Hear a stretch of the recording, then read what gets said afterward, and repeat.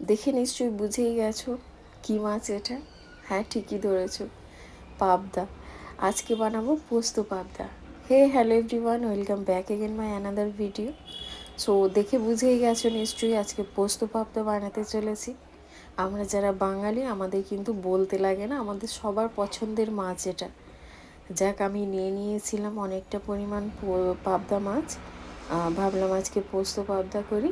তো মাছগুলো নুন হলুদ মাখিয়ে তেল মাখিয়ে রাখা ছিল। আর এই মাছ ভীষণ ফটে, মানে এত পরিমাণে তেল ছিটকে আসে যেটা বলে বোঝানোর নয়।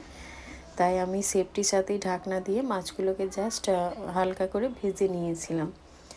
এরপরে মাছগুলো উঠিয়ে ওই তেলের মধ্যে কাঁচা লঙ্কা কালো জিরে ফোড়ন দিয়েছিলাম, আর কিছুটা পরিমাণ পেঁয়াজ বাটা ছিল সেটা দিয়েছিলাম। আমার যেহেতু এখানে প্রায় 700-র মতো মাছ ছিল, তাই মোটামুটি আমি 3টে পেঁয়াজ নিয়েছিলাম। খুব বেশি দিতে লাগে না, মশলা বেশি হলে মাছের ঝাল খেতে ভালো লাগে না।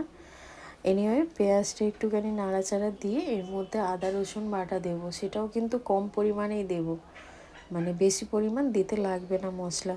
অল্প করেই সব কিছু দিলে ওতেই অনেকটা হয়ে যায়।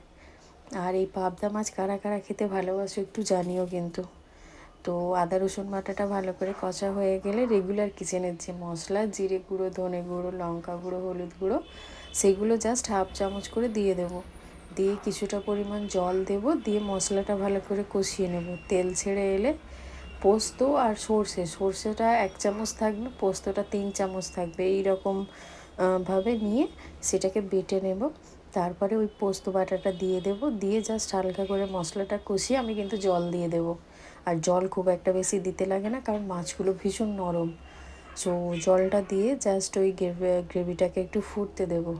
দেওয়ার পরে মাছগুলো ছেড়ে দেব, দিলেই কিন্তু রেডি আমাদের পোস্ত পাবদা।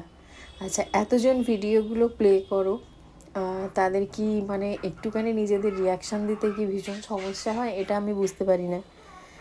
এনিওয়ে, নিজেদের চয়েস। যদি ভিডিওটা ভালো লাগে তাহলে কিন্তু একটু লাইক কমেন্ট করে দিও। আর এছাড়া কিসের রেসিপি তোমরা দেখতে চাইছো, যদি কোনো কিছু রেসিপি দেখার থাকে তাহলে আমাকে কমেন্ট বক্সে জানিও, আমি কিন্তু সেটা বানিয়ে দেওয়ার চেষ্টা করব। আর এখন ফেসবুকে এত পরিমাণ মাস্টারের মানে কি বলবো সব বেড়ে গেছে যে সেখানে স্টুডেন্টই খুঁজে পাওয়া যাচ্ছে না যে কী মানে কী শিখবো বা কী শেখাবো। যাই হোক, দেখো রেডি হয়ে গেছে কিন্তু পোস্ত পাবদা, একদম রেডি।